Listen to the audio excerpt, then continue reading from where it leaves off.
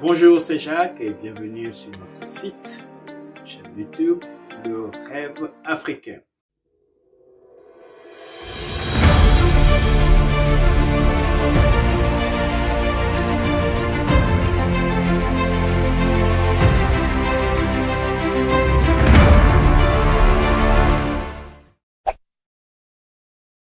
N'hésitez pas à liker la vidéo, et si vous êtes nouveau sur cette chaîne, abonnez-vous et activez la cloche pour ne rater aucune de nos nouvelles vidéos.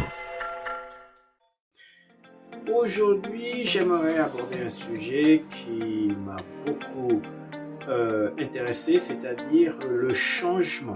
Je rencontre beaucoup de personnes qui disent, bon, tu vois, quelquefois on a l'impression que tu n'as pas peur, tu changes rapidement, tu as un but et puis tu y arrives. Non, c'est pas vrai. Tout le monde a peur. Le problème, c'est changer, agir, même si on a peur. Alors, le changement est un sujet qui concerne aussi comment on maîtrise le cerveau. C'est un petit peu comme si vous voulez tourner un paquebot. Alors, comment tourner un paquebot? Pas d'un seul coup, parce que le cerveau a été réglé pour agir d'une certaine manière. Le cerveau nous protège. Et si on veut changer, il faut jouer un tour au cerveau. Alors, il y a trois façons de changer. La première façon, c'est la répétition. La deuxième façon, c'est le choc. La troisième façon, je ne vais pas en parler, mais c'est la méditation, c'est l'hypnose, c'est la prière, c'est tout un tas de choses que l'on pourra classer peut-être dans le cabinet de métaphysique ou quelque chose comme ça, mais qui marche très très bien. L'hypnose, la prière, la méditation sont des choses qui marchent aussi très bien. Mais je vais en parler que de deux, c'est-à-dire la répétition et le choc. D'abord, la répétition. Si vous voulez changer de cap à un paquebot, il faut tourner légèrement. Vous pouvez tourner à gauche, tourner légèrement à gauche, mais d'une manière répétitive jusqu'à ce que vous obtenez les 45 degrés, puis les 90 degrés, petit à petit jusqu'à 180 degrés. C'est la même chose qu'il faut faire pour un changement. Bientôt, ça sera la nouvelle année et puis en 2021, et chacun va se donner des buts, par exemple de perdre 10 kilos. Puis on commence à faire du sport et ça ne marche pas. Ça ne marche pas pour une simple raison, c'est que on veut perdre très vite.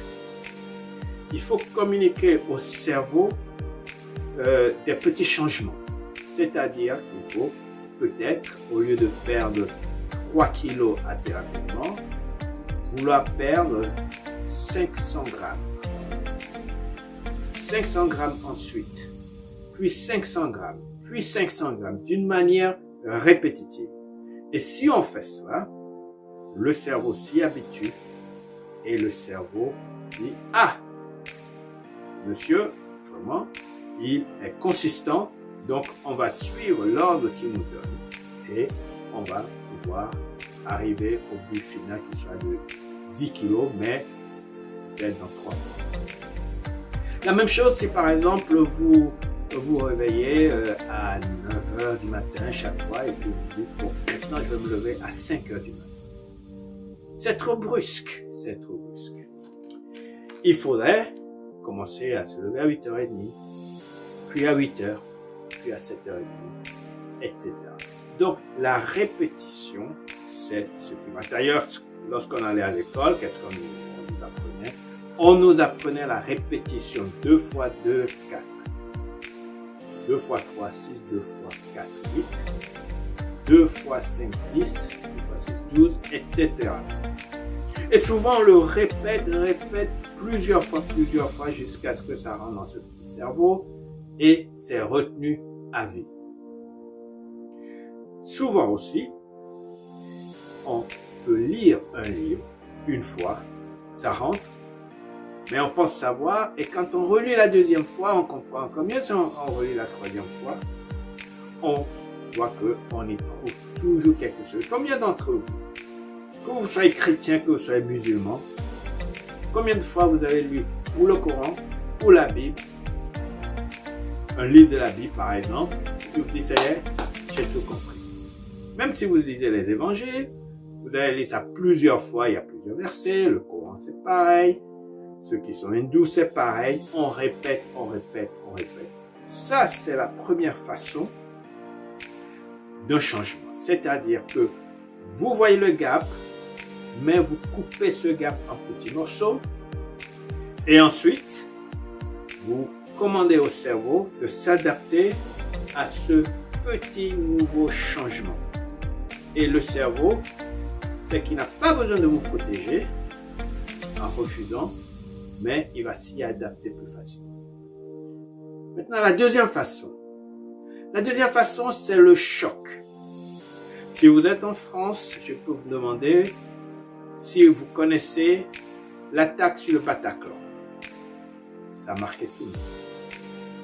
Si vous êtes aux États-Unis, je peux vous demander 9/11, septembre, le 11 septembre.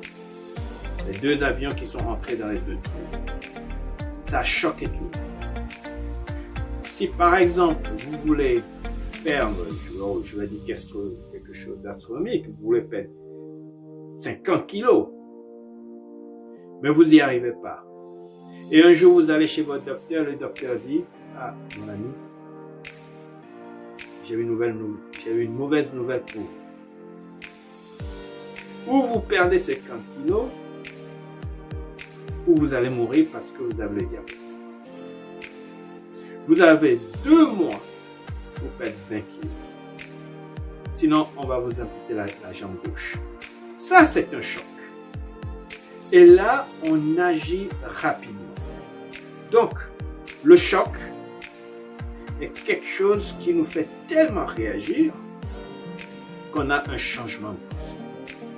Vous avez, par exemple, des nouvelles de votre ami qui vient de décéder parce qu'il a peut-être bu et puis il a pris le volant et voilà, boum, il est parti dans le fossé, etc. Et puis vous avez peut-être cette tendance, ce choc peut vous faire changer d'avis. Donc aujourd'hui, simplement, partager avec vous ces 2 idées pour le changement, c'est-à-dire la répétition longtemps dans le temps, mais d'une manière fragmentaire.